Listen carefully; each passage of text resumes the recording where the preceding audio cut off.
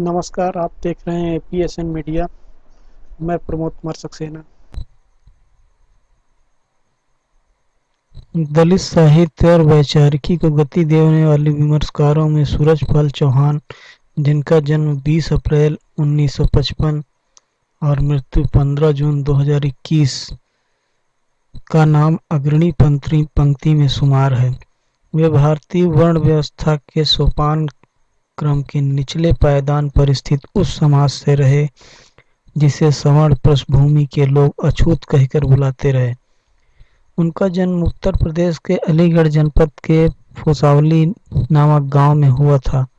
उनके माता-पिता सिर पर मैला उठाने और जूठन उठाने का काम करते थे।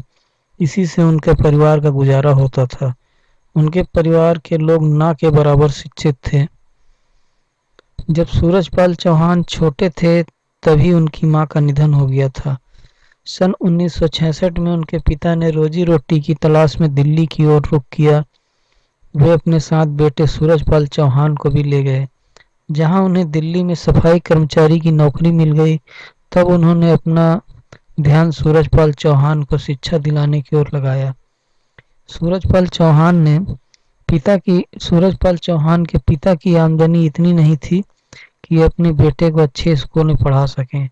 अपनी हैसियत के अनुरूप उन्होंने सूरजपाल का दाखिला दिल्ली के नगर निगम के स्कूल में करवा दिया।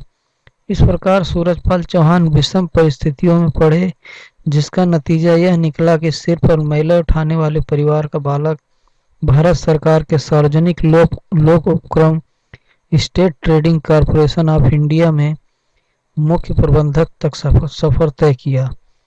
सूरजपाल चौहान समाज और काल पर पकड़ रखने वाले विलक्षण साहित्यकार थे।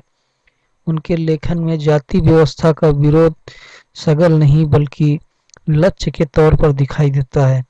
उन्होंने दलित साहित्य और वैचारिकी को समृद्ध करने के लिए कहानी, कविता, नाटक विधा के अलावा वैचारिक और इतिहासपरक लेखन भी किया। दलित साहित्य के भीतर उन्हें प्रसिद्ध तिरस्कृत और संतप्त आत्मकथा लिखने से मिली। सन 2002 में उनकी आत्मकथा तिरस्कृत भावना प्रकाशक गाजियाबाद से प्रकाशित हुई। हिंदी दलित साहित्य के तहत यह तीसरी आत्मकथा थी। इसके पहले मोहनदास नैमिषारण्य की अपने अपने पिंजरे 1995 और ओम प्रकाश वाल्मीकि की जूठन 1997 में प्रकाशित हो चुकी थी। सूरजपाल अपनी आत्मकथा में आजाद भारत में सामाजिक भेदभाव के इलाकों को बड़ी शिद्दत के साथ रेखांकित करते हैं। उनकी आत्मकथा में मलमूत्र और जूठन उठाने के साथ सवर्ण परिसर के भीतर दलित अत्याचारों के ऐसे दृश्य हैं जिन्हें पढ़कर किसी व्यक्ति का दिल विचलित हो जाता है। सूरजपाल चौहान अपनी मां के साथ जूठन उठाने का अनुभव को साझा करते हुए बताते हैं कि दावत खाने के बाद एक एक आदमी अपनी जूठी पत्तल उठाए मां की ओर आता गया और डालिया के पास डालकर आगे बढ़ता गया। मां दोनों हाथों से जूठन सकेलने में लगी हुई थी और कुत्ते मेरे ऊपर गुर्रा रहे थे, लेकिन डंडे के डर से दूर खड़े थे। कुत्तों का गुर्राना उचित था क्योंकि हम उसके हिस्से का माल समेट रहे थे। हमें इतनी समझ नहीं थी कि हमें ऐसा नहीं करना चाहिए। ऐसी समझ तब आती है जब पेट भरा हो। स्वाभिमान की बातें तभी सूझती हैं, परंतु जब रूखे सूखे निवालों पे भी लाले हों और आदमी के हाथों नारकीय जीवन जीने को विवश हो, तब यह स्वयं में पशुओं में अंतर नहीं रह जाता। लगभग ऐसी ही स्थिति हमारी थी। सूरजपाल चौहान की आत्मकथा तिरस्कृत और संतप्त में ऐसे कितने प्रसंग मिल जाएंगे जिनमें उच्च कुलीन शिक्षित व्यक्तियों की जातिवादी नजरिया सामने आया है। सूरजपाल चौहान की आत्मकथा का दूसरा खंड संतप्त सन 2006 में वाणी प्रकाशन से प्रकाशित होकर आया। इस आत्मकथा में उन्होंने सवर्णवाद की बजबजाती गलियों में दलित समाज के साथ जो सामाजिक अन्याय किया जा रहा है, उसका अंकन अपनी आप बीती और अनुभवों को केंद्र में रखकर किया है। वे बताते हैं कि भंगी समुदाय को भयंकर बदबूदार गंदगी में मानव मलमूत्र को धोना पड़ता है। इसके बाद भी सभ्य कहे जाने वाला समाज उन्हें कदम कदम पर अपमानित करता है। वे बताते हैं कि आज भी उच्च वर्गीय मानसिकता वाले लोग दलितों को चूहड़ चमार के संबोधन में अपनी प्रतिष्ठा समझते हैं और उसके साथ अब भी भेदभाव से पेश आते हैं। उनके मुताबिक गांव के भीतर जातिवाद और सामंतवाद व्यापक तौर पर दलितों के सामाजिक और सांस्कृतिक क्षेत्र को नियंत्रित करता है। यदि दलित उनके द्वारा निर्धारित दायरे की कसौटी के मुताबिक नहीं चलते हैं तो सवर्णों द्वारा उन्हें प्रताड़ित और अपमानित किया जाता है। इसी क्रम में बताते हैं कि गांव में पक्का मकान बनवाना सवर्ण पृष्ठभूमि के लोगों को रास नहीं आया था। उनकी नज़र में एक दलित का पक्का मकान बनना उनकी शान के खिलाफ था। इस प्रकार सूरजपाल चौहान की आत्मकथा में जातिवाद समाज का खौफनाक चेहरा साफ दिखाई देता है। एक प्रकार से देखें तो दलित साहित्य के भीतर तिरस्कृत और संतप्त मील के पत्थर हैं। ऐसा पत्थर जिसकी पीठ पर दलित जीवन के संघर्ष और शोषण की इबारत लिखी गई है। सूरजपाल चौहान को दलित साहित्य के भीतर एक उम्दा कहानीकार के तौर पर प्रतिष्ठा प्राप्त है। उनके हैरी कब आएगा नया नया ब्राह्मणवाद और धोखा नाम से 3 बड़े मारक कहानियों के संग्रह प्रकाशित हुए। सन 1992 में सूरजपाल चौहान ने अपनी पहली कहानी घाटे का सौदा लिखी थी। इस कहानी में दलित साहित्य के भीतर काफी चर्चित हुई थी। उनकी एक बड़ी चर्चित कहानी बदबू है। यह कहानी भंगी समुदाय के दुश्वारियों को बड़ी बारीकी से प्रस्तुत करती है। इस कहानी की नायिका संतोष है, जो अपने समाज के सभी लड़कियों से ज़्यादा पढ़ी लिखी है और उसकी शादी 9वीं पास लड़के से करवा दी जाती है।